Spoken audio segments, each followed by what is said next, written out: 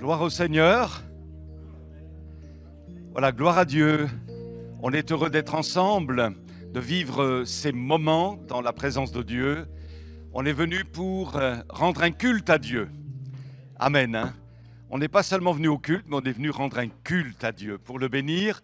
Et on veut aussi saluer nos amis visiteurs, s'il y en a au milieu de nous. Eh bien, sentez-vous à l'aise, tout va bien se passer, on va se réjouir dans la présence de Jésus. Alléluia. On va écouter un témoignage, celui de Franck Alexandre, pour ceux qui le connaissent. Voilà un témoignage, on va dire, puisqu'il a beaucoup de choses à dire, lui, et ça va être un témoignage résumé de comment il a expérimenté le salut en Jésus, d'où Jésus l'a sorti. Et on peut dire que c'est une merveilleuse grâce, et Dieu peut toucher quiconque, quelle que soit notre situation, il nous aime, il veut nous bénir. Amen. On va demander à Victor de présenter ces moments maintenant dans la prière. Amen.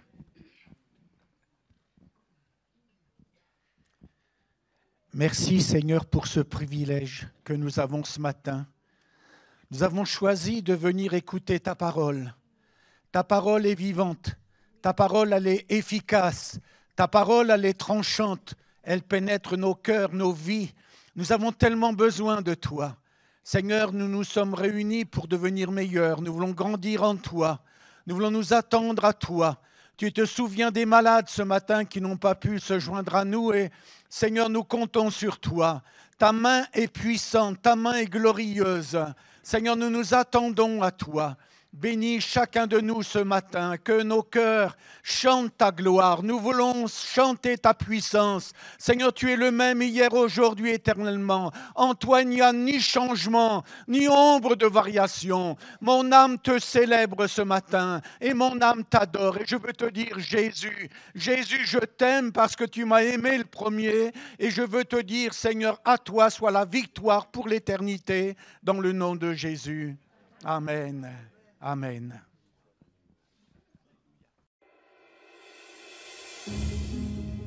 En 1985, je vivais encore chez mes parents, dans le nord de la France, dans le département des Ardennes. C'était la crise économique.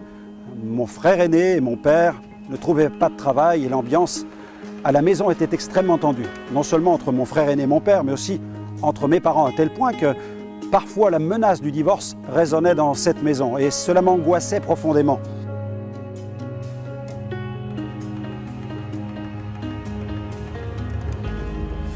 Alors de mon côté, je me suis défoulé dans le sport, dans le karaté. D'ailleurs, très vite, j'ai obtenu ma ceinture noire.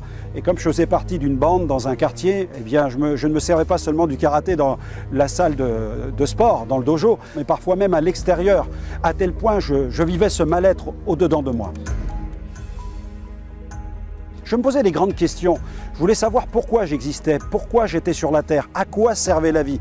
Et puis j'avais d'autres questions un peu plus spirituelles. Je me disais, est-ce qu'il y a un Dieu? Est-ce qu'il y a un diable? Quelle est la véritable religion? Y a-t-il un ciel? Y a-t-il un enfer? Je m'interrogeais beaucoup. Je me demandais pourquoi j'étais sur la terre. Je voulais savoir pourquoi j'existais. Et je ne trouvais pas des réponses à ces questions-là. Et ma mère, de son côté, voyant qu'il n'y avait pas d'argent dans le foyer, et du fait qu'elle pratiquait la cartomancie depuis plusieurs années, a décidé d'ouvrir son propre cabinet de consultation. Alors, la clientèle est entrée. Il y avait toutes sortes de personnes, prêtes à tout donner pour une dose d'enchantement. Et les billets ont commencé à glisser sur la table. C'est vrai que les finances allaient mieux. Mais, incroyablement, c'est comme si nos finances était frappé par la malédiction. Nous n'avions que des tuiles qui nous tombaient sur la tête, nous n'arrivions pas à nous en sortir. Alors c'était comme la spirale infernale qui s'est emparée de ma mère parce qu'elle était invitée dans un séminaire pour le spiritisme. Elle s'est dit de cette manière, je vais augmenter ma clientèle et je me ferai davantage d'argent. Elle est allée au séminaire, elle est rentrée ce soir-là et moi j'attendais à la maison. Et je me disais, j'espère que ça va marcher. Ça va non seulement nous rapporter de l'argent, mais je vais pouvoir trouver des réponses aux questions que je me pose. Puisque le monde matériel dans lequel j'évolue ne répond pas à mes besoins, eh bien peut-être qu'il faut que j'interroge le monde invisible. Mais le spiritisme est devenu de véritables fièvres dans notre famille. C'est-à-dire que la nuit comme le jour, j'avais mes mains qui se posaient sur ce tabouret, je voulais entrer en contact avec le monde de l'au-delà. Et c'était un véritable labyrinthe à l'intérieur duquel on entre, mais dont on ne trouve pas la sortie. Et puis des choses ont commencé à se produire. C'est comme si on avait perdu le contrôle. J'ai commencé à sentir des présences au début, des présences autour de moi. Et puis les choses se sont accélérées pour me toucher physiquement la nuit. En effet, il y avait comme des mains qui me touchaient. Et au fil des mois, les mains se faisaient de plus en plus pressantes jusqu'à un point où elles m'ont frappé. J'ai vécu l'enfer. C'était véritablement l'enfer. À tel point que mon esprit se dédoublait. J'avais l'impression que nous étions plusieurs à l'intérieur. Et puis le 5 février 1985, j'ai même entendu une voix et cette voix m'a demandé de me lever pour aller à la fenêtre. Et j'ai obéi à cette voix parce que j'étais épuisé. Je ne dormais plus depuis des mois. Et là, j'avais tellement besoin de repos, tellement besoin de paix, de tranquillité dans cette maison où il y avait toute cette angoisse et cette terreur de la nuit. Et la voix m'a dit maintenant, tu vas te reposer, tu vas être tranquille, tu vas trouver le repos, tu te laisses tomber et tu verras, tout ira bien. Et j'étais prêt à sauter dans le vide. Mes parents dormaient dans la chambre à côté. Quand tout à coup, une autre voix a résonné dans mon esprit et cette voix m'a interpellé, elle a touché ma conscience. Et cette voix m'a dit, Franck, tu vis l'enfer? J'ai répondu oui. Et cette voix m'a dit encore, mais si tu meurs, ne vas-tu pas emporter ton enfer avec toi? Eh bien, c'est comme si tout à coup, quelqu'un venait de lever le voile de l'occultisme. C'est comme si je venais de regarder de l'autre côté du décor. Et j'ai compris à ce moment-là qu'on pouvait suicider son corps, mais pas son âme. Et là, immédiatement, j'ai fermé la fenêtre et pour la première fois de ma vie, je me suis jeté à genoux et j'ai crié vers le ciel. J'ai dit, Dieu, je ne sais pas qui tu es, mais je m'adresse à toi qui as créé l'univers. Si tu existes quelque part, je t'en supplie, sauve-moi, sauve mon âme. Et j'ai tellement crié fort que mes parents sont entrés dans ma chambre. Ils m'ont trouvé dans cet état, j'étais trempé de sueur. C'était un état de délabrement moral, physique, psychique. Alors rapidement, je me suis habillé et je me suis enfui. J'ai erré dans les rues de la ville quand, tout à coup, vers 9 h, j'ai croisé un groupe de jeunes qui distribuaient des tracts qui parlent de la foi chrétienne. Alors j'en ai pris un, mais vous savez, à 9 h du matin pour moi, c'était une overdose de spiritualité. Alors j'ai jeté le tract par terre. Mais ce matin-là, eh bien, ce tract m'a été tendu 3 fois. Et à la 3e fois, je l'ai pris. Il était question de l'histoire d'un chef de gang, Nicky Cruz, qui avait changé de vie. Au début, je n'y ai pas cru. Un chef de gang ne peut pas devenir tout à coup prédicateur et annoncer l'évangile dans le monde. Je n'arrivais pas à y croire. Mais là même, alors que je lisais ce tract dans la rue, il y a eu comme une présence glorieuse. C'était comme un être immense dont les pieds touchaient la terre et la tête touchait les cieux. Et il y a eu comme une flèche qui m'a traversé le cœur. J'avais fait monter une prière vers Dieu à 6 h du matin. Je n'avais pas reçu de réponse, mais là, tout à coup, il y a eu comme un message qui m'a frappé de plein fouet. Et ce message était celui-ci, Franck, j'ai rendez-vous avec ta vie. Alors j'étais saisi comme cela dans la rue. Je suis allé voir cette personne qui m'avait tendu l'histoire de ce chef de gang. J'ai parlé avec lui et il m'a dit, viens ce soir, ta vie va changer. Il y avait une conférence et il y avait de la musique gospel. Alors j'y suis allé, je suis entré dans le lieu où se déroulait cette réunion et pour la première fois de ma vie, j'ai vu quelqu'un qui parlait et qui s'exprimait en s'appuyant sur l'Évangile. Et tout à coup, il parlait de Jésus. Et quand je l'ai entendu parler de Jésus, eh bien, Jésus est devenu comme une réalité. Moi qui avais touché à toute cette spiritualité, moi qui évoluais dans cet univers de l'occultisme, des ténèbres, eh bien tout à coup Jésus m'apparaissait comme étant la lumière du monde. il ne s'agissait pas de quelque chose de virtuel, mais quelque chose de bel et bien réel. Et Jésus devenait réel dans mon cœur, il pouvait changer ma vie. Et celui qui tenait cette réunion, eh bien, invitait tous ceux qui écoutaient, eh bien, à faire l'expérience, à inviter Jésus dans leur vie. Et j'ai dit pourquoi pas. Alors j'ai fait le pas, j'ai tenté, j'ai fermé mes yeux et j'ai élevé une simple prière. Je lui ai demandé de changer ma vie. S'il existait vraiment, qu'il change ma vie. Et il l'a fait. Il a changé ma vie. Aujourd'hui, je suis quelqu'un de transformé. J'ai trouvé la paix que je cherchais, j'ai trouvé le repos dont j'avais tellement besoin. Et dans ma famille, c'était aussi une révélation et même une révolution. Toute la famille s'est réconciliée. Et puis, nous avons été socialement rétablis. Et en même temps, on a trouvé une véritable raison de vivre. Nous savons pourquoi nous sommes sur la terre. Alors, s'il l'a fait pour toute une famille, il peut le faire pour vous. Et je vous invite à le recevoir. C'est la plus belle décision que vous pourrez faire.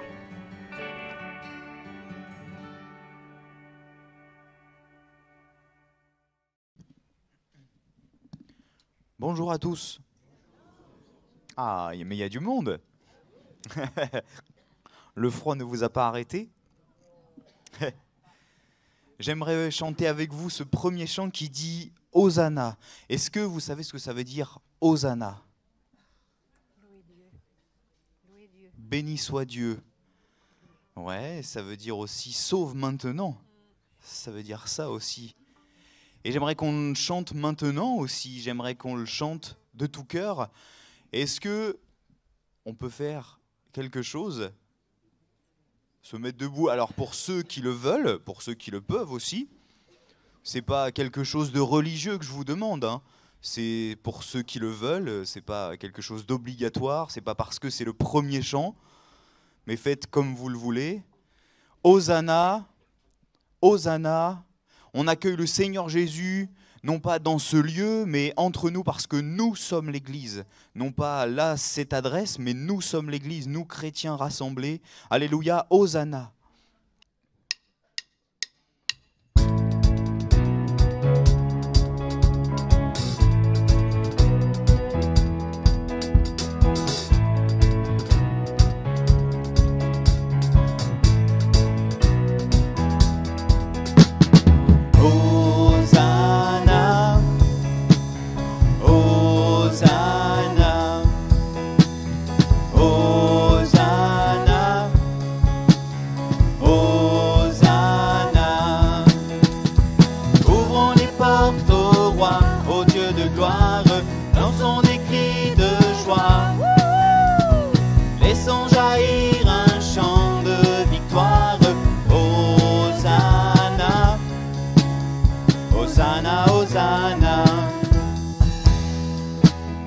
Ensemble, marchons ensemble, l'ennemi tremble, l'ennemi tremble, Dieu est avec nous, Dieu est avec nous, chassons les ténèbres, ouvrons les portes au roi, au Dieu de gloire, lançons des cris de joie, laissons jaillir un chant de victoire, Hosanna. Hosanna, Hosanna, qui pourra taire notre prière, Dieu est avec nous, levons sa bannière, ouvrons les portes au roi, au Dieu de gloire, lançons des cris de joie, laissons jaillir un chant de victoire, Hosanna, Hosanna, Hosanna. Dansons devant lui, rempli de sa vie, Dieu est avec nous, chantons sa louange, ouvrons les portes au roi, au Dieu de gloire, lançons des cris de joie, laissons jaillir un chant de victoire, Hosanna, Hosanna, Hosanna. Ouvrons les portes au roi, au Dieu de gloire, lançons des cris de joie, laissons jaillir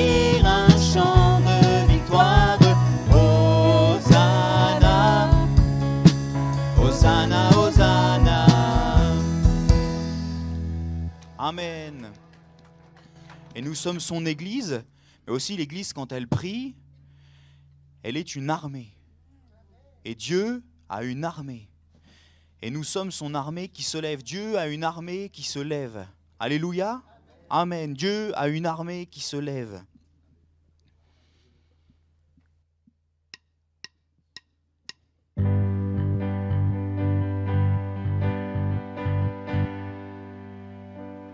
Dieu a une armée qui se lève pour lui obéir.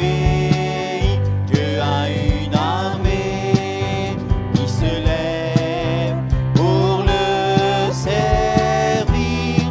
Peuple de Dieu, lève tes mains pour l'adorer. Peuple de Dieu, ouvre ta bouche. Dieu veut parler. C'est l'Esprit de Dieu qui l'amène, qui mène ses pas. C'est l'Esprit de Dieu qui l'entraîne, l'entraîne au combat. Peuple de Dieu, ouvre tes mains pour l'adorer. Peuple de Dieu, ouvre ta bouche. Dieu veut parler.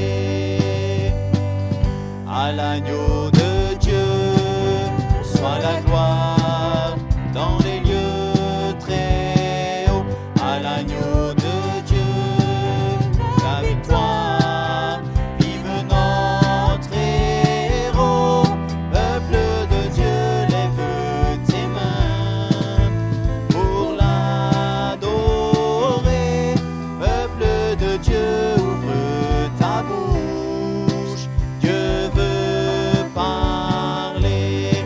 Peuple de Dieu, lève tes mains pour l'adorer. Peuple de Dieu, ouvre ta bouche. Dieu veut parler. Amen. Dieu veut parler au cœur ce matin. Dieu veut parler au cœur. C'est pas que la responsabilité du pasteur.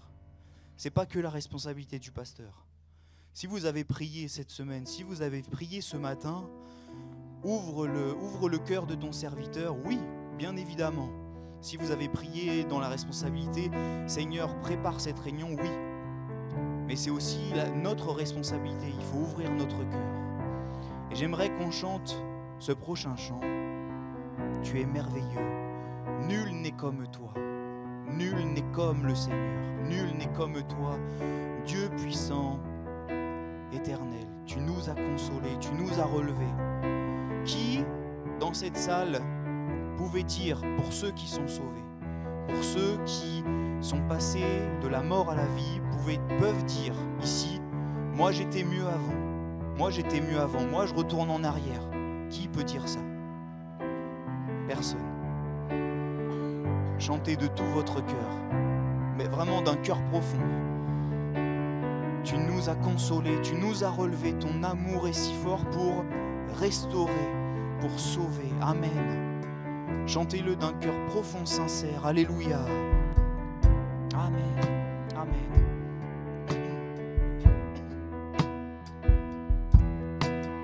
Nul n'est comme toi, Dieu puissant et éternel.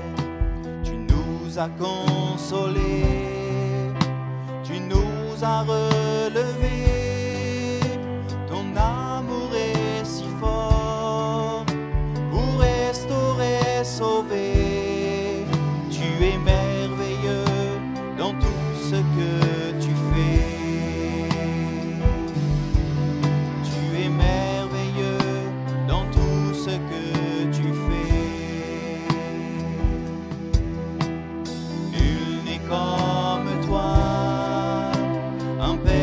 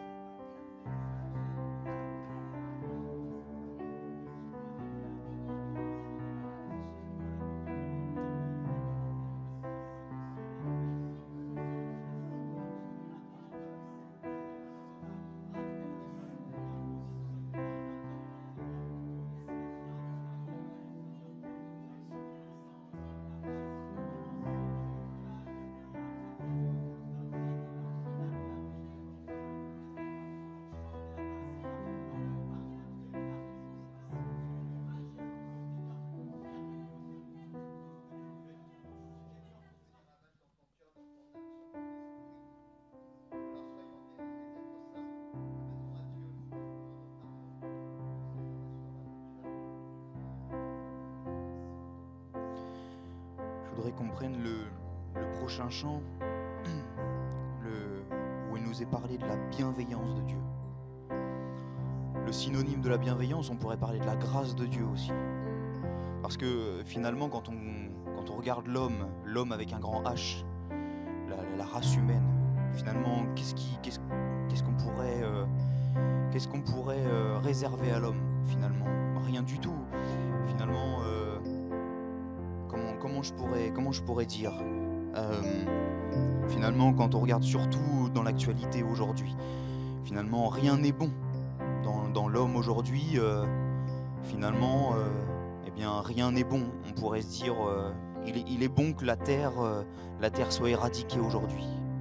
Mais le Seigneur tarde pour qu'un maximum soit sauvé. Le Seigneur tarde pour qu'un maximum soit sauvé. Et ça, qu'est-ce que ça? On appelle ça comment? On appelle ça la grâce de Dieu. Le Seigneur exerce sa grâce sur nous. Alléluia. Le Seigneur exerce sa grâce sur nous. Et même quand nous sommes ses enfants, on n'est pas une ligne continue, une ligne droite. On est toujours en dents de scie, même si on tend quand même à une courbe montante, bien évidemment. Mais on est toujours un peu en dents de scie, mais on est toujours un peu oscillante. Mais ça, c'est la grâce de Dieu. Parce qu'il pourrait, lui, à ses yeux parfaits, il pourrait nous éradiquer. Mais lui, eh bien, il éprouve sa grâce, il éprouve sa bienveillance. Et on va chanter la bienveillance de Dieu.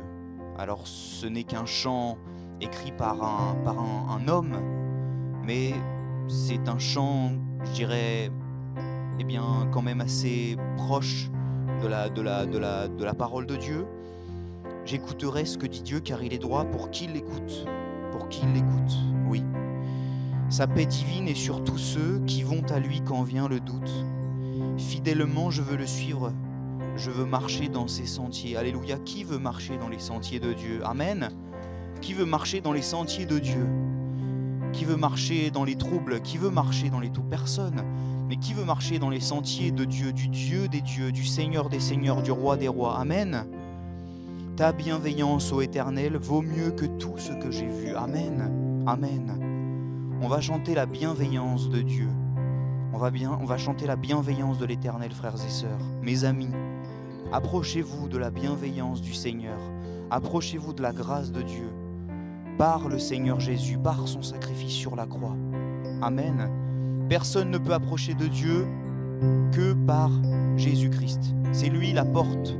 C'est lui seul la porte de la bergerie. Lui seul. Amen. J'écouterai ce que dit Dieu. Amen. J'écouterai ce que dit Dieu, car il est droit pour qui l'écoute. Sa paix divine est sur tous ceux qui vont à lui quand vient le doute. Fidèlement, je veux le suivre, je veux marcher dans ses sentiers. Il est la main qui me délivre de la folie de mes projets. Ta bienveillance, ô Éternel,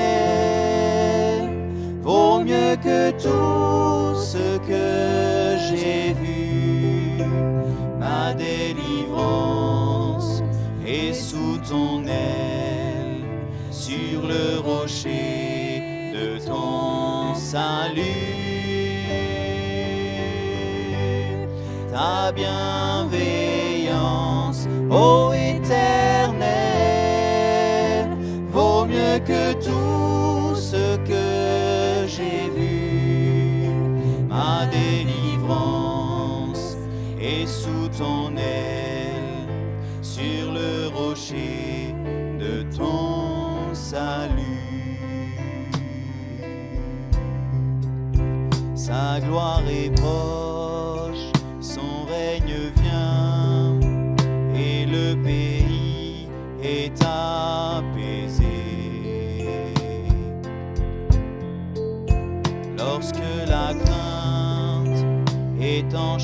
bien lorsque son nom est exalté. Marchons en paix, suivant son pas, en justice et en vérité. Recevons tout ce qu'il voudra, ce que sa main veut nous donner. Ta bienveillance, ô Éternel, vaut mieux que tout ce que j'ai vu. La délivrance est sous ton aile, sur le rocher de ton salut. Ma bienveillance, ô Éternel, vaut mieux que tout ce que j'ai vu. La délivrance est sous ton aile, sur le rocher de ton salut. Amen.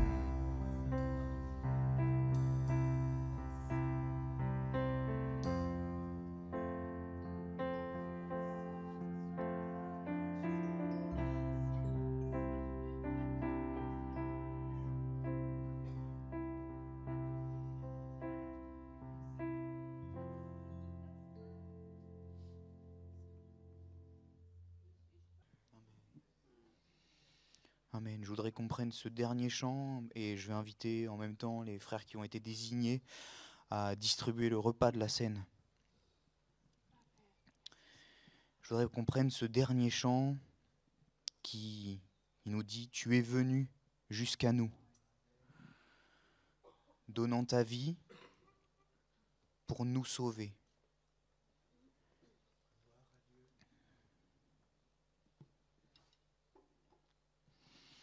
Quittant ton ciel de gloire, tu es venu nous servir.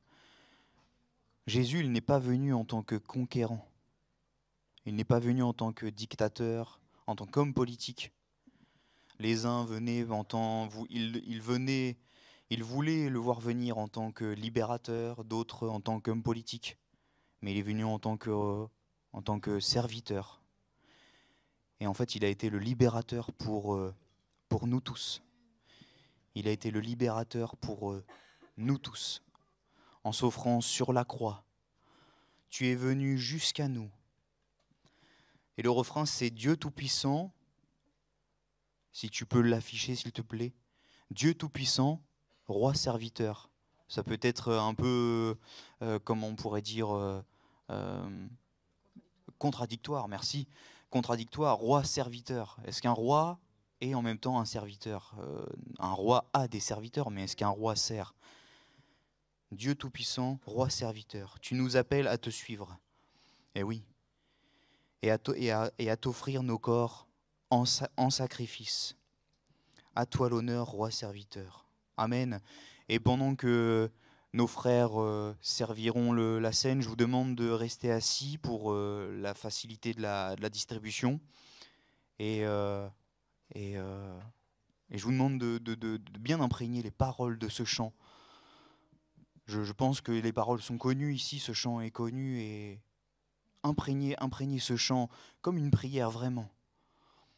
Tu es venu jusqu'à nous. Amen.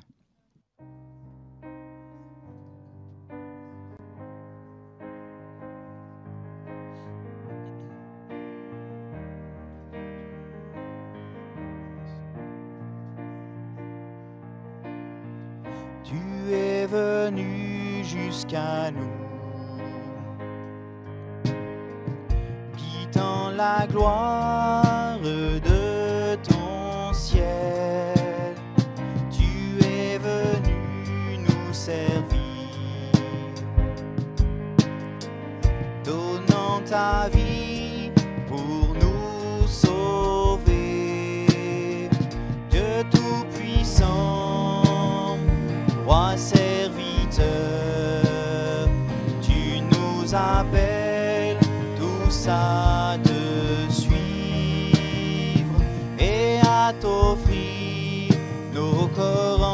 sacrifice, à toi l'honneur, roi serviteur. Dans le jardin de douleur,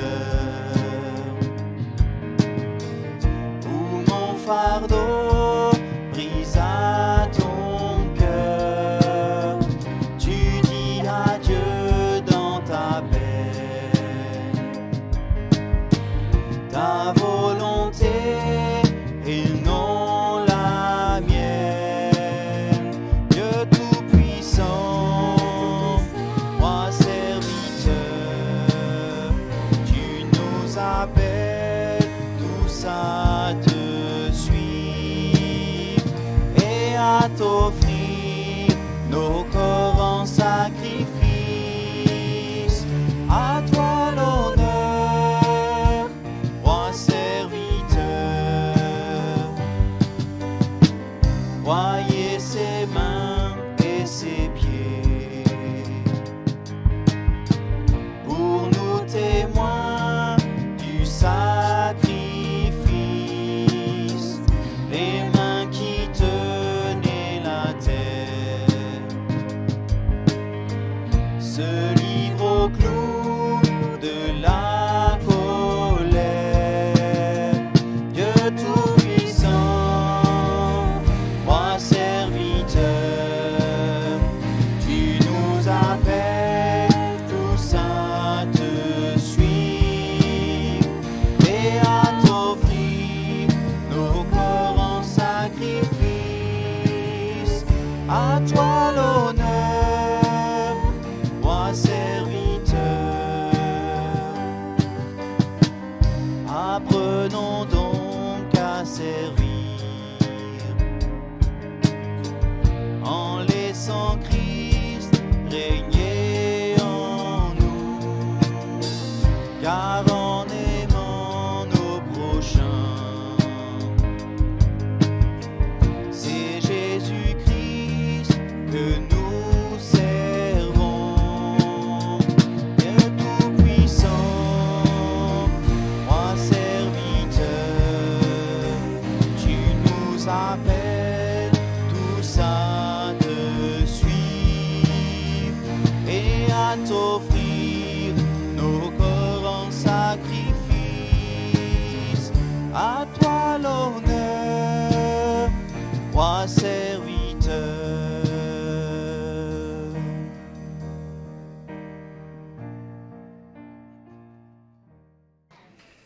Voilà, gloire à Dieu. On est heureux de se retrouver ce matin et je voudrais vous partager une parole que j'ai eue sur le cœur de vous partager. J'espère que je ne serai pas trop long. Je disais au pasteur Victor tout à l'heure, j'ai 5 points à partager. Bon, ça fait quand même pas mal pour retenir, vous voyez. On va être aidé aussi par l'écran qui va nous aider à retenir les différents points. Mais j'espère de tout mon cœur, c'est ma prière, que ce qu'on va partager puisse répondre à des besoins. La parole est toujours inspirée, et elle parle à notre cœur dans des moments précis. Et j'aimerais vraiment que vous reteniez ce qu'on va dire ce matin. On va le voir en 2 parties, ce matin et dimanche prochain. Et donc le sujet que je voudrais vous partager est celui-ci: comment confronter un temps de famine spirituelle.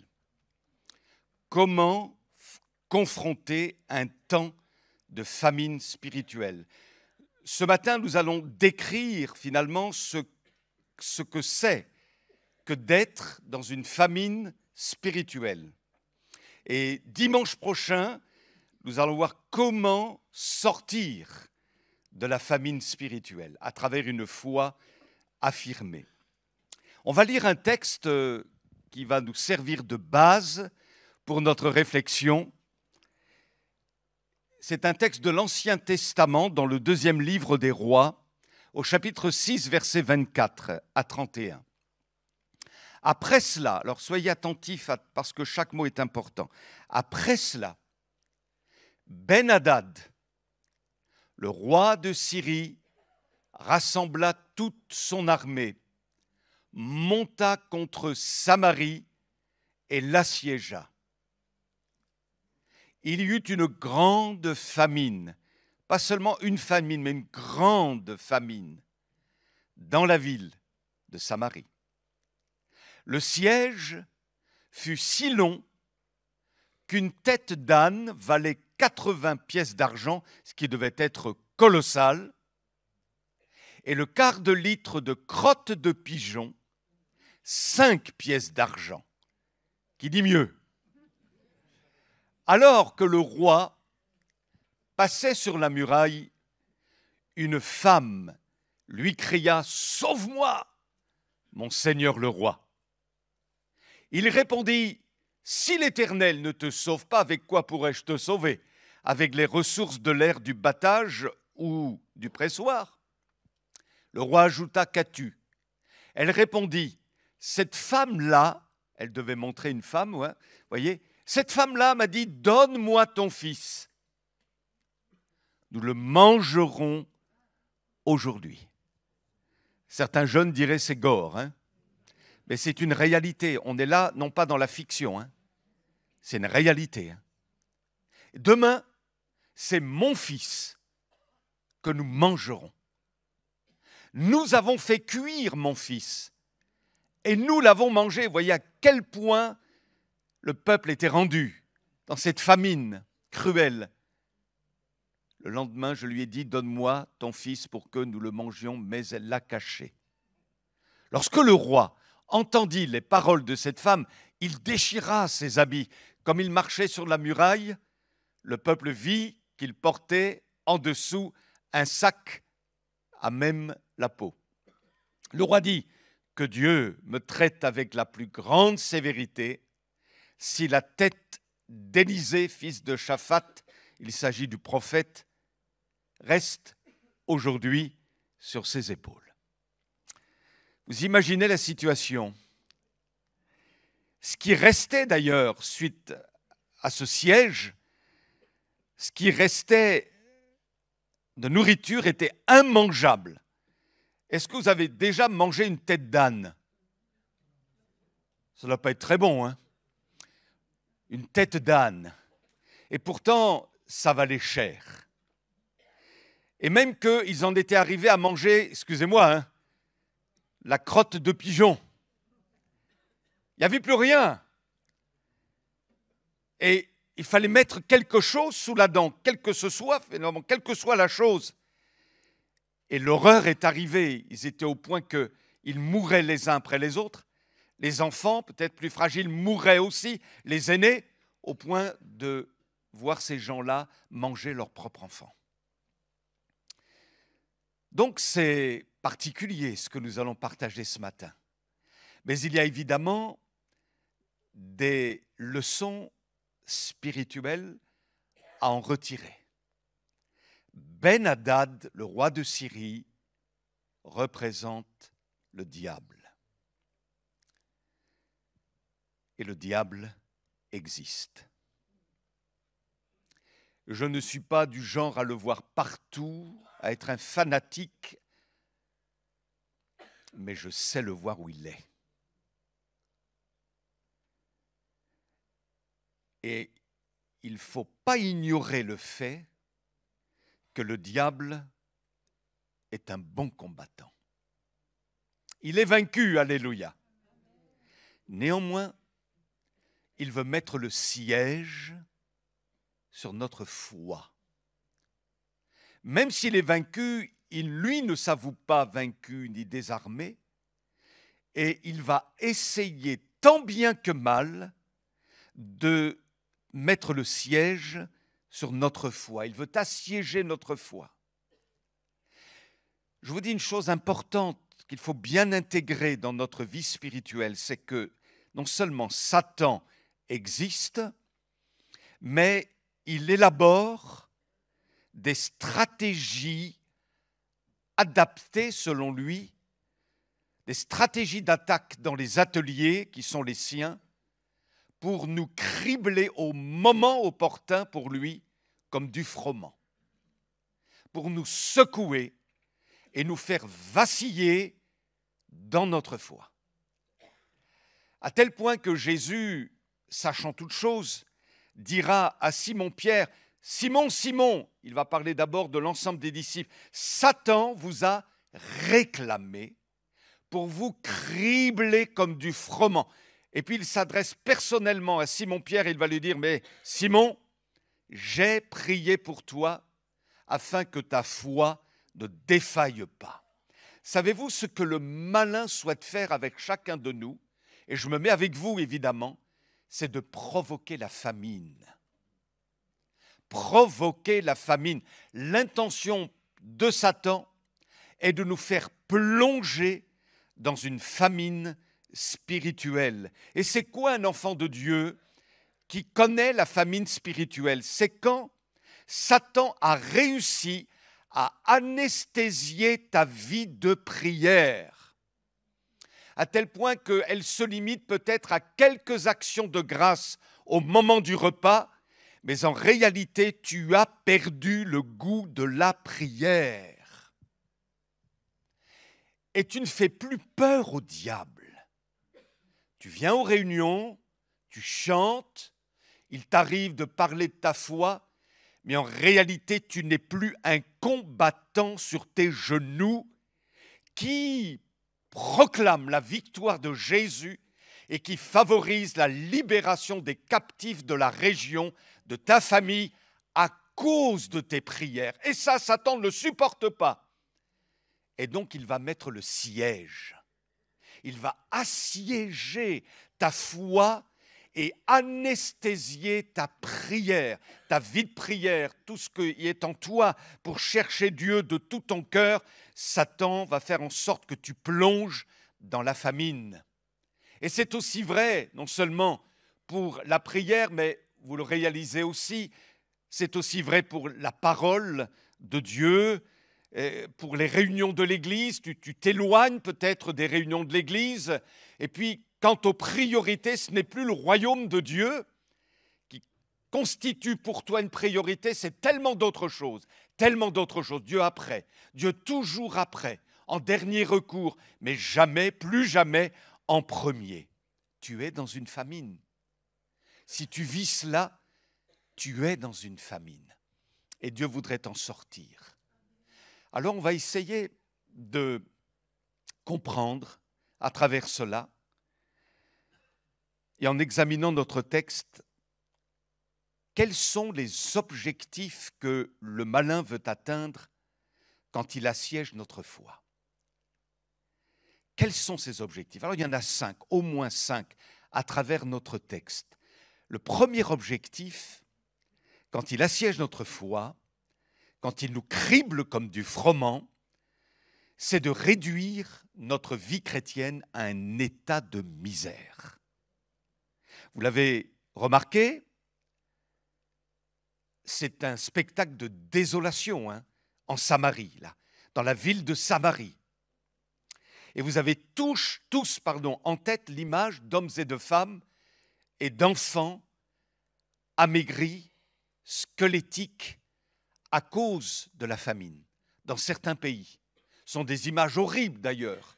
On a fini par s'y habituer, nous qui sommes en Occident, dans des pays d'abondance quand même, mais ça doit être incroyable de vivre ça. Je ne l'ai jamais vécu personnellement. Peut-être qu'au milieu de nous, des frères venant d'Afrique ont connu cela, dans certains pays, dans certains territoires, ou d'un autre pays encore. Ça doit être terrible de vivre ces choses-là. Et je crois, mes amis, que le diable veut que notre vie spirituelle soit à l'image de ces squelettes. Il veut faire en sorte que notre vie spirituelle soit chétive, amaigrie, squelettique, que notre vie spirituelle fasse pitié et qu'elle ne donne absolument pas envie aux autres. Pourquoi ? Parce que l'ennemi ne supporte pas l'abondance qui est l'héritage du peuple de Dieu. Lui ne supporte pas cette abondance. Il ne veut pas que tu aies la tête haute, que tu proclames la victoire, que tu sois un enfant de Dieu solide, affermi, qui se cramponne envers et contre tout aux promesses de Dieu. Il ne veut pas ça. Donc, il va essayer de te faire plonger dans la famine pour que tu aies une vie spirituelle petite, petite, petite. Une petite vie religieuse, mais surtout pas de l'abondance. Il ne veut pas que tu sois rassasié en Christ. Quelle honte, mes amis! Quelle défaite pour le diable quand il voit un enfant de Dieu heureux, épanoui, plein de l'assurance du Saint-Esprit, plein de foi, alléluia, qui ne se laisse pas aller au gré des circonstances, mais qui reste debout et qui proclame toujours et envers et contre tout la victoire de son Sauveur. Nous avons un Dieu d'abondance. Alléluia. La Bible dit, cet esprit, eh bien Dieu l'a répandu avec abondance sur nous par Jésus, notre Sauveur. Le Seigneur dit, le voleur ne vient que pour dérober, égorger, détruire. Moi, dit Jésus. Je suis venu afin que les brebis aient la vie et qu'elles soient dans l'abondance. Christ a tout accompli, alléluia. Non pas pour que nous soyons animés d'une foi squelettique, mes amis, mais il veut que nous ayons l'abondance des choses qu'il nous a acquises par sa mort sur la croix, à tel point que l'apôtre Paul va dire, vous avez tout pleinement en lui, qui est le chef de toute domination et de toute autorité. Je proclame ce matin l'abondance dans ta vie spirituelle. Et là où le diable veut te faire plonger dans la famine, toi tu déclares c'est un mensonge. Je ne suis pas un miséreux en Jésus. Je ne suis pas un misérable. Je ne fais pas peine à voir, mais je suis un enfant de Dieu et j'ai le droit à l'abondance en Jésus-Christ. Je déclare que ta vie, elle va retrouver de l'abondance. Alléluia. Ne te laisse pas séduire par l'ennemi. Ne laisse pas l'ennemi bâtir en toi des faux raisonnements qui t'attachent à être dans la misère. Il faut que tu sortes de là. Alléluia. Il faut que tu sortes de tes raisonnements qui te rendent miséreux et misérable dans l'œuvre de Dieu. Et devant le ciel, tu as plus de valeur que cela. Et je déclare l'abondance sur ton couple. Amen. Je déclare l'abondance sur ton couple. Toi, Marie, déclare l'abondance pour ton épouse en Jésus. Toi, épouse, déclare l'abondance sur ton mari en Jésus. Je veux que mon mari soit dans l'abondance en Christ. Nous déclarons l'abondance dans l'Église. Alléluia, et nous déclarons l'abondance dans la santé au nom de Jésus, parce que Jésus est capable de restaurer, de renouveler, de guérir. Alléluia, et je déclare l'abondance sur la ville et chasse la misère de la ville d'Elbeuf. Alléluia, et l'Église a le droit de proclamer l'abondance du ciel. Alléluia. Si l'ange est capable d'arrêter l'huile et le vin, dans le livre de l'Apocalypse, l'ange de l'Éternel est capable de donner le vin, le froment et l'huile au nom de Jésus. Notre Dieu est un Dieu d'abondance. Vous vous souvenez de cette femme étrangère? Elle devait avoir faim pour l'avoir fait. Elle s'est mise par terre alors que Jésus mangeait à table avec quelques personnes et elle a récupéré des miettes. Mais elle ne connaissait pas encore Jésus vraiment. Elle n'était pas entrée dans l'alliance en Jésus-Christ. Mais quand tu entres dans l'alliance en Jésus, tu ne vas pas manger les miettes qui sont tombées. Tu manges le pain avec Jésus qui est sur la table, le pain qui est sur la table. Ça veut dire que tu es dans l'abondance en Jésus-Christ. Alléluia. Dans le psaume 65, j'aime beaucoup ce passage, il est dit « Tes pas versent l'abondance. » Tes pas versent l'abondance. Donc, premier objectif du diable, qu'est-ce qu'il cherche quand il assiège notre foi? Eh bien, il cherche à faire en sorte que tu penses que tu es pauvre spirituellement et misérable. Le deuxième objectif, c'est que il veut rendre notre vie spirituelle insupportable à vivre. On l'a vu ensemble dans le texte, verset 25. Le siège fut si long qu'une tête d'âne valait 80 pièces d'argent. Et le quart de litre de crotte de pigeon, 5 pièces d'argent. Quand on est dans un état de famine spirituelle, tout coûte cher. Vous me suivez? Tout coûte cher. Alors que jusque-là, pas de problème, on était dans la joie, par exemple, d'aller dans la maison de Dieu. Tu es dans une famine spirituelle, tout à coup, tu découvres que c'est dur d'aller à l'église. C'est dur d'aller au culte. Je ne parle même pas de la réunion de prière. Alors là, je ne parle même pas. Parce que là, quand on est dans une famine spirituelle, tout coûte cher. Ça coûte de prier, ça coûte de lire la Bible. On a tellement de choses à faire. Lire la Bible, on la connaît. Enfin, vous imaginez tous les raisonnements qu'on peut avoir. Ça coûte de renoncer au péché. Ça coûte de s'investir dans l'œuvre de Dieu. C'est comme si le diable disait « arrête tout, arrête tout ». Puisque tu es dans la famine et que tout coûte cher, arrête tout. Il fait en sorte qu'on pense, et c'est un mensonge, que la vie chrétienne est insupportable, qu'on n'y arrivera pas, que c'est impossible à vivre, que c'est irréalisable. Et c'est pourquoi on a besoin du Saint-Esprit. On a besoin de l'Église. On a besoin de l'Église. C'est le projet de Dieu, l'Église. Vraiment, c'est le projet de Dieu. Tous ceux qui disent qu'on n'a pas besoin d'Église, ils vous mentent. Même si l'Église est imparfaite, elle le sera tant qu'elle sera sur la terre. Et le premier imparfait, c'est toi qui la critiques. On a besoin de l'Église. On a besoin des pasteurs, même s'ils ne sont pas parfaits. On a besoin de nos frères et de nos sœurs. Il ne faut pas déconsidérer le corps de Christ, parce que déconsidérer le corps de Christ, c'est mépriser la tête, c'est mépriser le chef, c'est mépriser Jésus. Quand tu critiques l'Église, quand tu es négatif par rapport à l'Église, tu la méprises et tu méprises son chef. Tu méprises Jésus. Or, Jésus voit l'Église avec perfection. Il voit ses défauts, il voit ses points forts et il l'aime.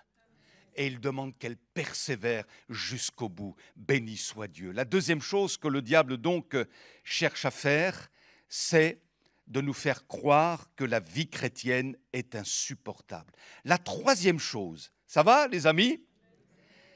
C'est qu'il va pousser à faire en sorte que nous ne cherchions que des solutions humaines. Écoutez bien ça. Le roi Joram est sur la muraille. On suppose que c'est Joram, un des fils d'Akab, dans la descendance d'Akab en tout cas.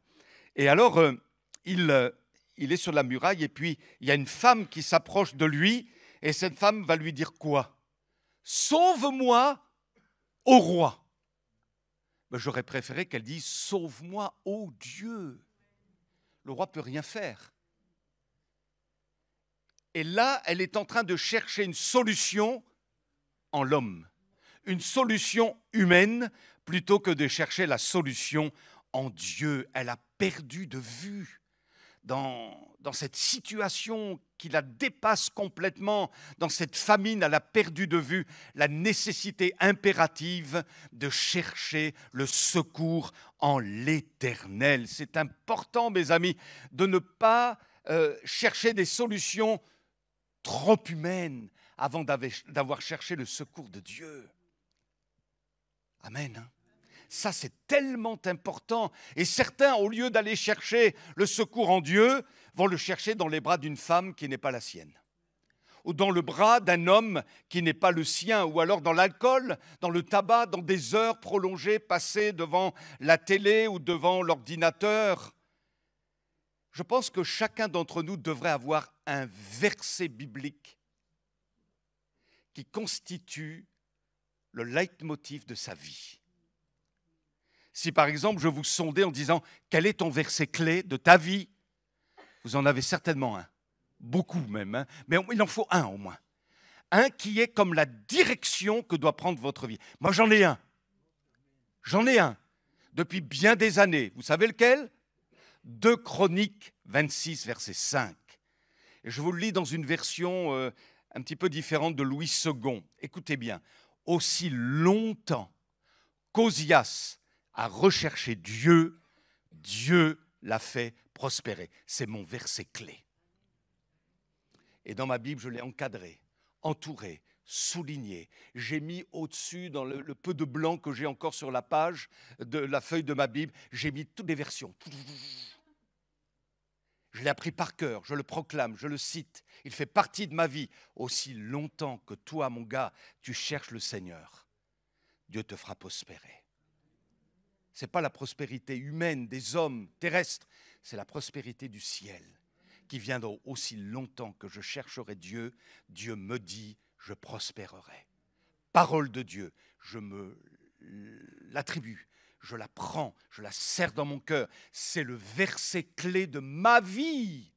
Et mes amis, cherchez dans la Bible un verset qui sera le verset clé de votre vie. Et ça va vous motiver, nourrir votre foi. Et quand le diable viendra tenter d'assiéger votre foi, vous allez vous appuyer sur ce verset clé. Alléluia, comme quoi on a besoin de la parole de Dieu. Croyons que le secours nous vient toujours de l'Éternel.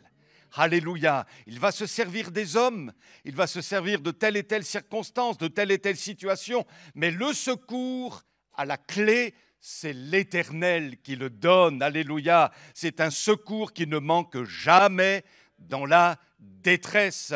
Alors ne te précipite pas dans des voies toutes humaines sans avoir cherché le cœur de Dieu, le secours de Dieu. Va chercher du secours au pied de Jésus. Il y a une sœur dans une église où j'étais autrefois qui était un peu, excusez-moi, l'expression que je vais utiliser, une sœur sangsue. Je l'aime de tout mon cœur, mais c'était quand même une sœur sangsue. Et avec un collègue, on allait la voir très régulièrement. Et alors, à la fin d'un culte, elle vient me voir avec une certaine audace. Elle me dit, bah, t'es pas venu me voir cette semaine. Et là, j'ai eu un coup de sang. Ça devait être le sang de Christ en moi, là. J'ai eu un coup de sang et je lui ai dit, bah, je ne viendrai pas te voir. Parce que je savais finalement que, en fait, sa foi, sa pseudo-foi, eh bien, elle se résumait qu'aux visites du pasteur. Et je voulais qu'elle apprenne à vivre d'une manière plus autonome et qu'elle ne dépendait plus de nous. Alors je l'ai regardé droit dans les yeux, je lui ai dit, va chercher ta victoire au pied de Jésus. Si je vais encore te voir cette semaine, je te dirai exactement les mêmes choses, je ne te dirai rien de plus. Va chercher ta victoire en Jésus. Alléluia. Mais c'est ça, mes amis. Il faut aller chercher le secours au pied de Jésus. Le 4e point, qu'est-ce que le diable cherche quand il assiège notre foi? Alors c'est un point qui me tient à cœur, celui-là. J'ai déjà eu l'occasion de partager avec vous et je sais qu'il y a beaucoup de souffrance dans bien des cœurs à cause de cela. Et je voudrais en parler avec beaucoup de tact parce que c'est un sujet sensible. Mais vous avez remarqué dans notre texte, il y a des sacrifices terribles d'enfants. Ils meurent et on les mange. Ils meurent et on les mange. Et je crois vraiment que le diable, plus que jamais, dans les générations passées, aujourd'hui, dans notre génération, le diable veut sacrifier toute une génération de jeunes et d'enfants. Il faut qu'on en soit conscient. C'est pourquoi c'est peut-être plus compliqué aujourd'hui qu'hier pour avoir un ado à la maison, des petits, des jeunes gens. Ce n'est pas facile. Bien moins facile qu'autrefois. Et le diable touche cette génération de jeunes par la drogue, les déviances identitaires, les divorces généralisés, et choses qui n'existaient pas il y a 50 ans de cela, au moins encore. C'est tout nouveau dans cette génération.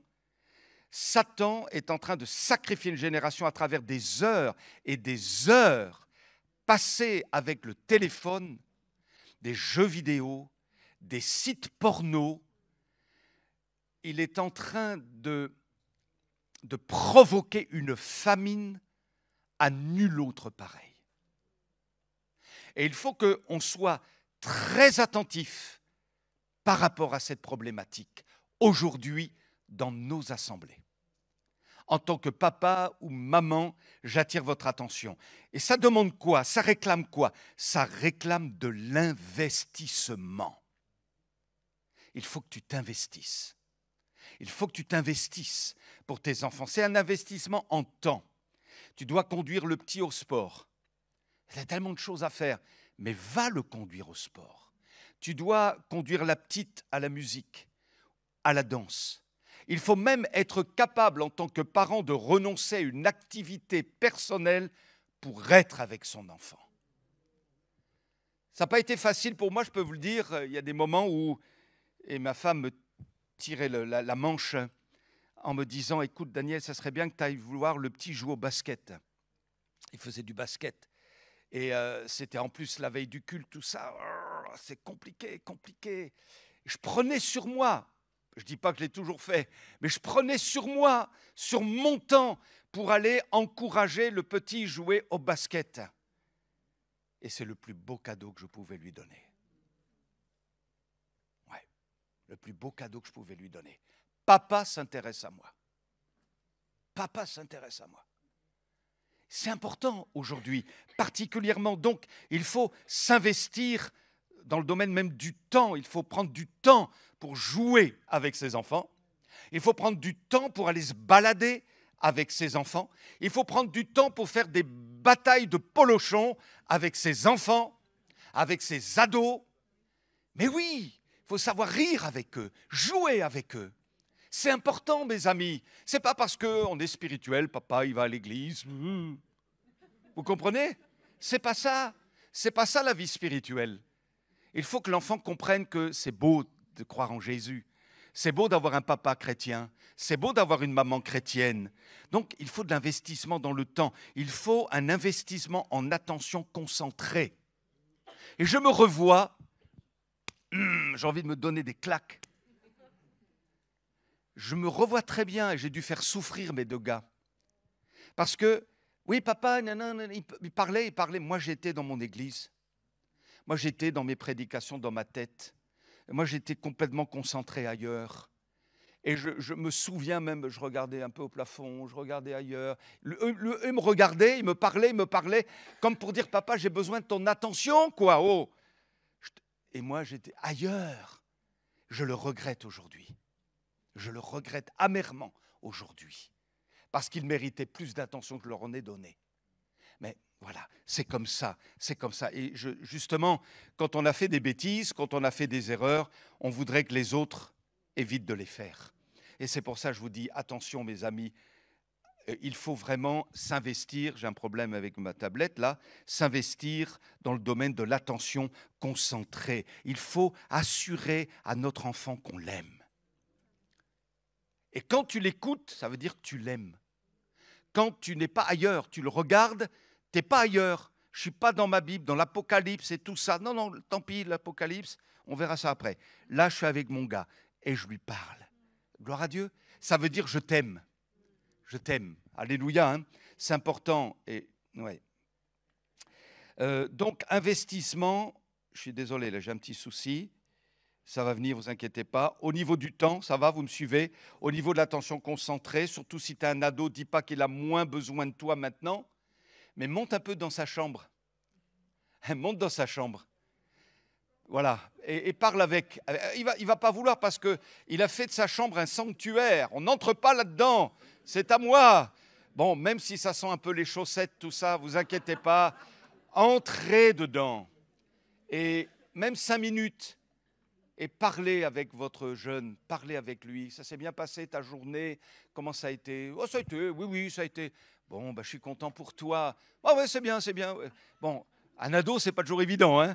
Il faut supporter certaines choses, mais lui, il comprend quand même que maman, papa ont pris le temps de monter d'aller voir comment ça se passe, est-ce que tout va bien? C'est important, alléluia. De l'investissement au plan spirituel. Au plan spirituel. Il faut essayer de les sensibiliser, de dire, tu sais, l'Église, ça va te faire du bien.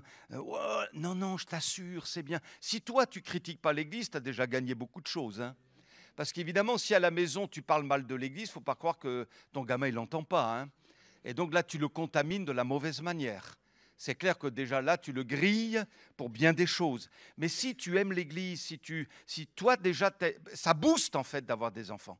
Ça booste pour soi-même, parce que tu dis, il faut que je sois à la hauteur, quoi.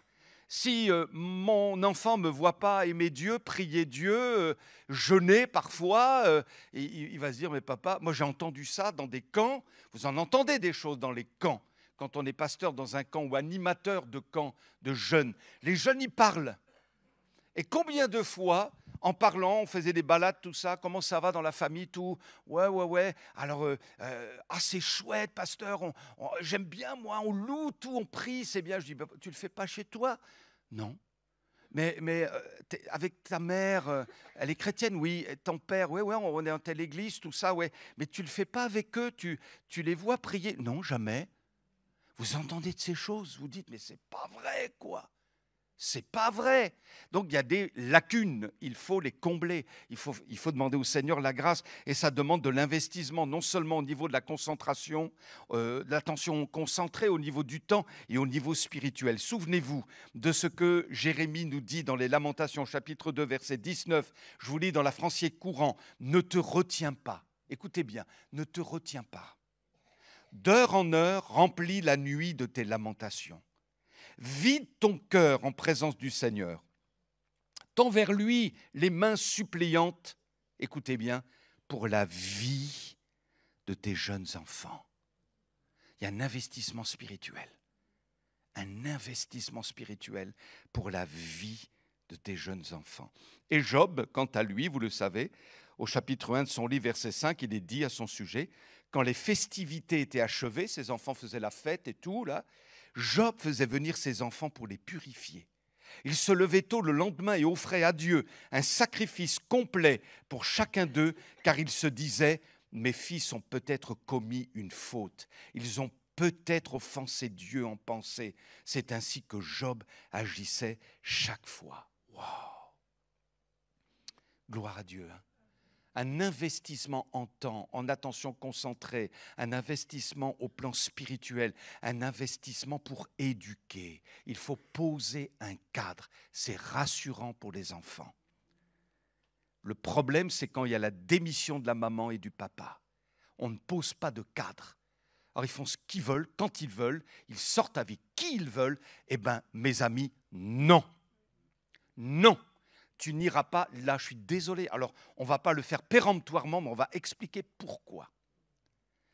Pour le moment, tu ne comprends pas, mais tu vois, je peux te dire, ça ne se passe pas toujours très bien si tu vas dans cette direction-là, si tu vas passer la nuit ici chez ta copine, là. Moi, les parents, ils ne me rassurent pas du tout. Donc, tu vois, on pose un cadre, il y a un coût. Il y a un prix à payer parce que l'enfant, il va faire du forcing, il va faire la tête, il va vous bouder, il va ceci, il va cela. Tu ne démords pas. Enfin, tu fais ce que tu veux. Mais moi, je crois qu'il ne faut pas démordre, mes amis. Il ne faut pas démordre. Au contraire, ça fait partie de l'éducation. Il faut poser un cadre. C'est très important. Vous savez, je me permets de vous dire ça. Je vous le dis de tout mon cœur, sans juger personne. Dieu m'est témoin. Mais je pense qu'il n'y a pas le choix. Tu as 15 ans, tu as 16 ans. Tu n'as pas le choix, tu dois aller à l'école. Si tu as une carie dans les dents, tu dois aller au dentiste. Chez le dentiste. Vous comprenez? Je pense qu'il faut dire à notre enfant, là, écoute, la majorité dans notre pays, c'est à 18 ans. Ouais, mais moi, je veux pas. Écoute, ce n'est pas dans notre tempérament de forcer les choses. On sait que la foi chrétienne, ce n'est pas forcé. On le sait, on ne fait pas comme ça. Et tu peux le dire, tu peux rendre ce témoignage de ton papa et de ta maman. Mais écoute, c'est notre mode de fonctionnement. Et Satan veut te faire plonger dans la famine, là. Il veut justement te détourner de plus en plus. Il veut te détourner. Mais nous, on veut t'aider, on veut te faire comprendre que c'est bien.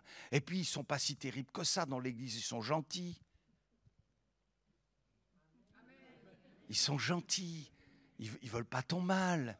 Regarde comment ils te parlent. Alors, c'est important d'aller vers eux aussi, de parler avec les enfants, les ados, les accueillir. Voyez, être chaleureux avec eux. Il faut qu'ils se sentent bien, il faut qu'ils se sentent à l'aise. Je veux encourager les jeunes aussi, voyez, à aller les uns vers les autres, à vous encourager. Parfois, il peut y avoir un jeune plus timide, un jeune qui a du mal dans l'intégration. Vous voyez, c'est compliqué, il vit une forme peut-être de déprime. Et vous, les jeunes, vous devez aller vers l'autre jeune pour lui dire, écoute, on t'aime. Il ne faut pas que tu sois comme ça, on va prier pour toi, on va t'aider. Alléluia, la solidarité fraternelle dans l'église de Jésus-Christ, les papis, les mamies, les mamans, les papas, béni soit Dieu, tous ensemble, on fait en sorte que ça se passe bien pour nos petits jeunes. Et ce n'est pas évident toujours. Ah Seigneur, aide-nous. Patience, écoute, amour, dialogue, authenticité. Amen. Allez, je passe à un autre point. Que Dieu nous bénisse tous ensemble, hein. Dernier point maintenant, qu'est-ce que Satan cherche quand il assiège notre foi? Il veut entraîner dans l'hypocrisie. Le roi, il est sur la muraille. Je rappelle que c'est Joram, le fils d'Akab, qui n'est pas mieux que son père. Et on sait que Akab est un roi horrible, un idolâtre fini. Vous voyez, il sacrifie devant les Baals.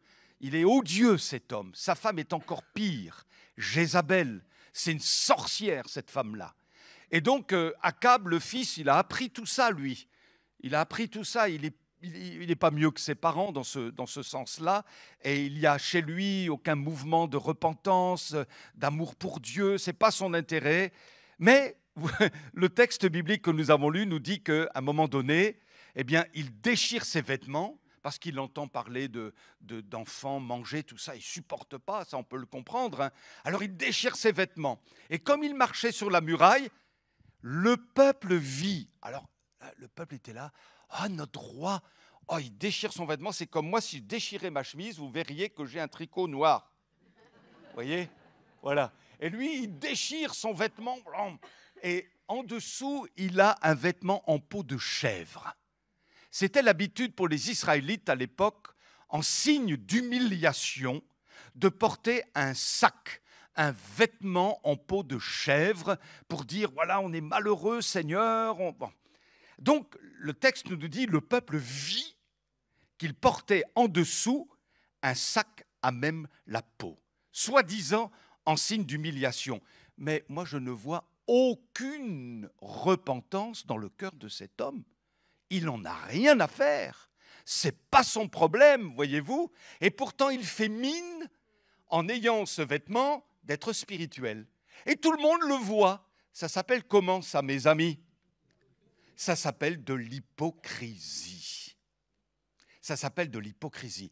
Un hypocrite, dans l'Antiquité, c'était un acteur qui portait un masque pour jouer le rôle d'une personne. Par exemple, si son rôle, c'était une personne joyeuse, on mettait un masque joyeux. Si elle était censée jouer une personne triste, elle mettait un masque avec un visage triste, mais finalement, elle pouvait être heureuse, mais le rôle qu'elle jouait, c'était avoir un comportement triste.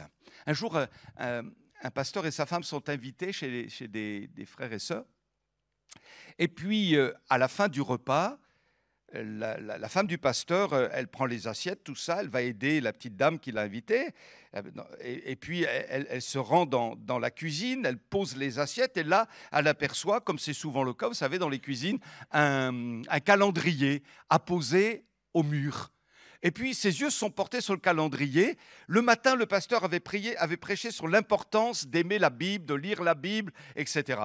Et puis, alors, elle regarde, il y avait une petite annotation, le fameux jour de l'invitation. C'était le dimanche temps, quoi, vous voyez. Alors, elle regarde et elle dit, invitation du pasteur et de sa femme, aujourd'hui, n'oublions pas de dépoussiérer les Bibles. Bon. C'est une petite histoire pour... Mais bien plus grave que ça, c'est de servir Dieu alors qu'on est dans le péché. il y a tellement de choses à dire là-dessus. Par exemple, vrai, un responsable d'église qui couche avec 2 femmes dans l'église. Et figurez-vous que le bonhomme, avant que le poteau rose ne soit découvert, il avait décidé d'aborder le thème suivant, sainteté à l'Éternel. Mais le poteau rose a été découvert avant. Sinon, ce cher monsieur faisait des prédications sans doute pleines de feu, entre guillemets. Il y a des feux étrangers, hein, sur le sujet. Sainteté à l'Éternel, sainteté à l'Éternel. Tiens, mon bonhomme. Mais Dieu le voit, tout ça. Et c'est de l'hypocrisie, finalement. Et donc, il faut faire très attention les uns les autres parce qu'on aime Jésus, parce qu'on craint Jésus. Et il ne faut pas faire semblant d'eux. Voyez ? Parce que Jésus est authentique. Dieu veut qu'on soit authentique. Et vous avez des gens comme ça dans différentes nations, dans des églises, parfois des très grandes églises, qui font mine, comme Joram, d'être spirituels. Alors, il n'y a pas de problème, ils chantent, vous les voyez sauter, danser, gloire à Dieu, je ne suis pas contre ça, ce n'est pas ça que je suis en train de dire. Vous les voyez parfois même faire de belles prières, etc. Mais derrière, ils ont une vie de péché. Ils ont une vie de péché. Et ça, c'est grave. Et ce qui est encore plus grave, c'est qu'ils s'en accommodent fort bien. Il n'y a aucun problème. Ils prient plus fort que tout le monde. Ils témoignent peut-être à plus que tout le monde. Ils sont très à l'aise. C'est une honte. Ils sont très à l'aise. Et vous ne voyez pas chez eux la moindre manifestation de vraie repentance. S'ils se repentent, gloire à Dieu. Le Seigneur règle l'affaire. Mais il n'y a même pas ça dans leur tête. Ils se sont échafaudés une vie spirituelle bien à eux. Et ça, le Seigneur le condamne. Il le dénonce.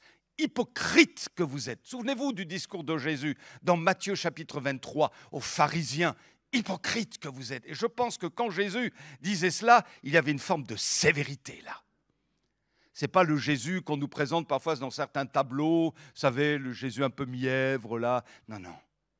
Hypocrite que vous êtes, alors que le Seigneur nous aide. Alléluia. Je conclus en rappelant les points que nous avons vus. Le diable élabore des stratégies pour nous faire plonger dans la famine. Il va user de mensonges.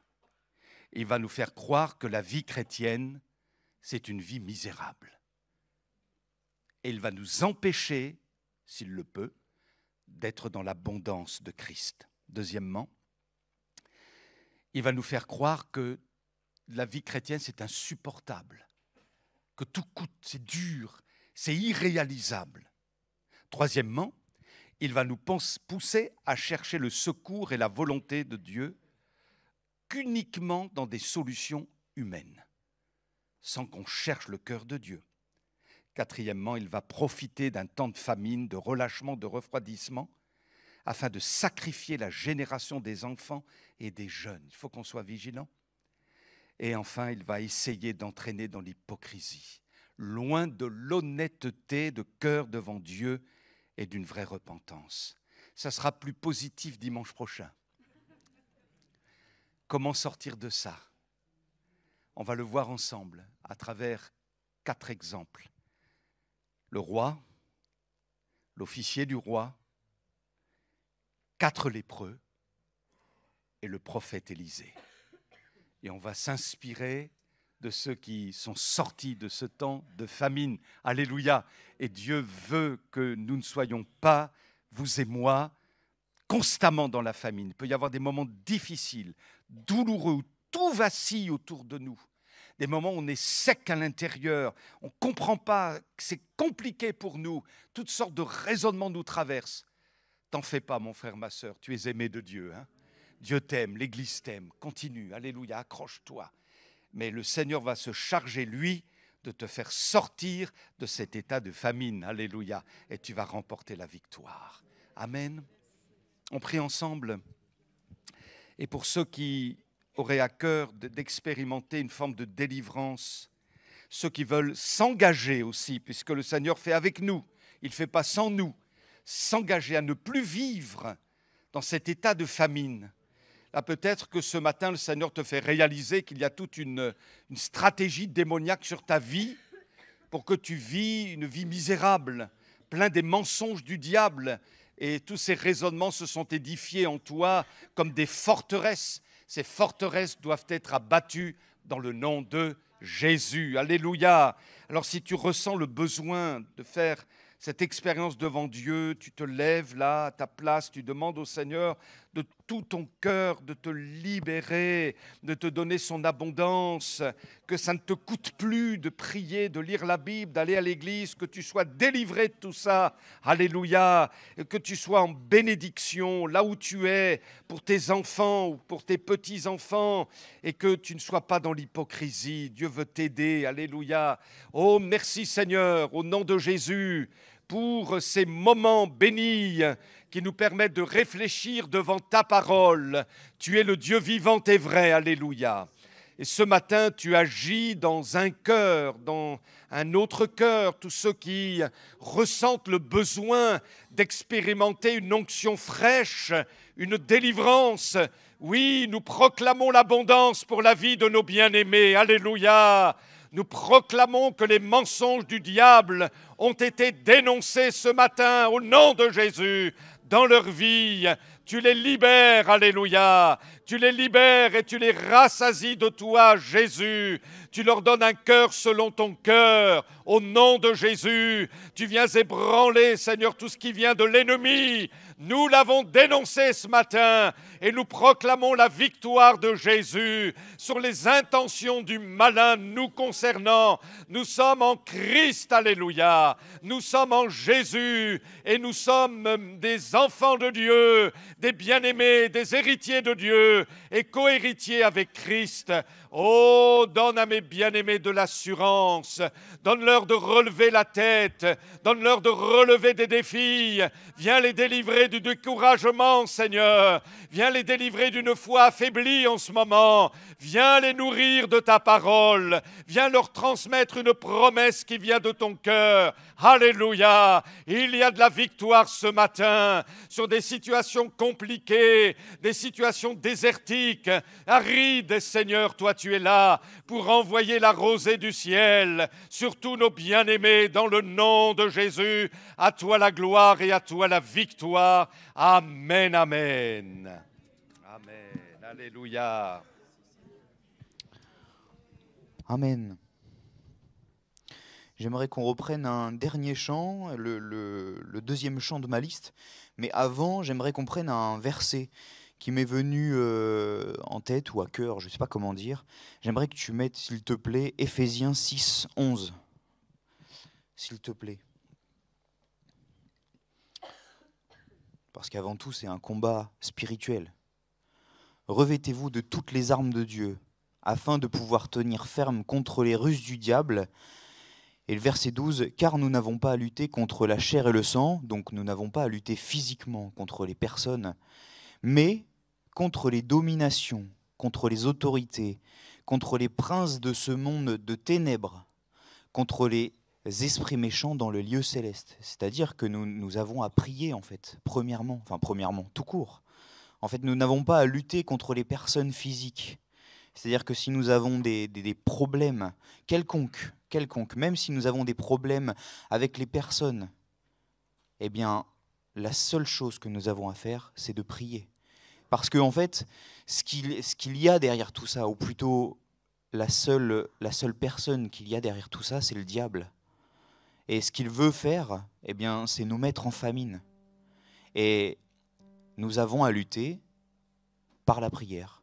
Et j'aimerais qu'on chante ce dernier chant, ou plutôt le chant que nous avons chanté, « Dieu a une armée ».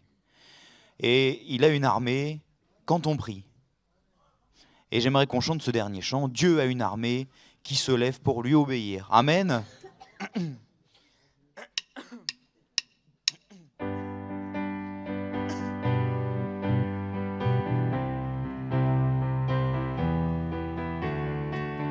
Dieu a une armée qui se lève pour lui obéir. Dieu a une armée qui se lève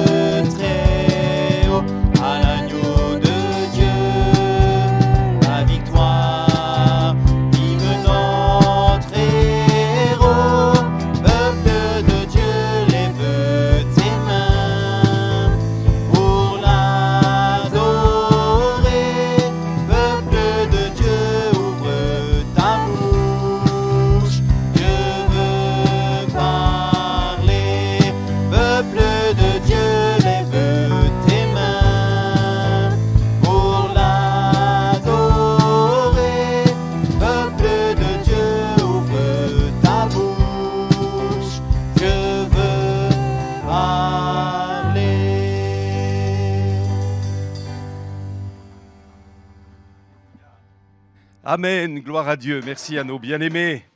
Amen. Alors, quelques annonces avant de nous quitter. Il y a pas mal de choses à voir puisqu'on est dans une période où il se passe plein de choses. D'abord, on salue nos amis visiteurs. Soyez bénis. Amen. Alors, le dimanche 15 décembre, il y aura le spectacle de Noël, Jésus, la source d'eau vive, spectacle qui sera donc manifesté, joué par les enfants du GIB. Et les flyers sont à votre disposition.